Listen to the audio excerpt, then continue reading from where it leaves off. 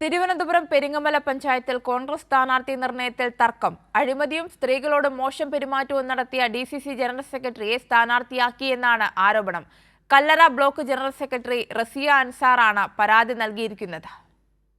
തിരുവനന്തപുരത്ത് കല്ലറ കോൺഗ്രസ് ബ്ലോക്ക് ഭാരവാഹികൾ എതിർത്തിട്ടും DCC general സെക്രട്ടറിയായ D. രഘുനാഥൻ നായരെ പെരിങ്ങമല ബ്ലോക്ക് ഡിവിഷനിൽ സ്ഥാനാർത്ഥിയാക്കി.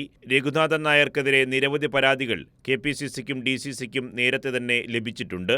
കോൺഗ്രസ് വാർഡ് മെമ്പറായ സ്ത്രീകളോട് അടക്കം ഇയാൾ മോശമായി പെരുമാറിയെന്നാണ് പരാതികൾ. നിരവധി സ്ത്രീകൾ സമാനമായ പരാതികൾ രഘുനാഥൻ നായർക്കെതിരെ ഉന്നയിക്കുന്നുണ്ട്.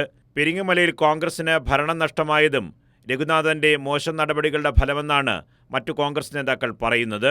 കല്ലറ ബ്ലോക്ക് ജനറൽ സെക്രട്ടറി റസിയ അൻസാറിന്റെ പരാതിയിൽ ഗുരുതര ആരോപണങ്ങളാണ് ഉള്ളത്.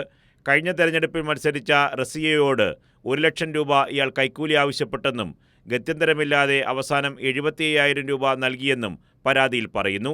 ഇതിനുശേഷം ബാക്കി തുക നൽകാത്തതിന്റെ പേരിൽ പലതവണ രഘുനാഥൻ നായർ മോശമായി പെരുമാറിയെന്നും റസിയയുടെ പരാതിയിലുണ്ട്.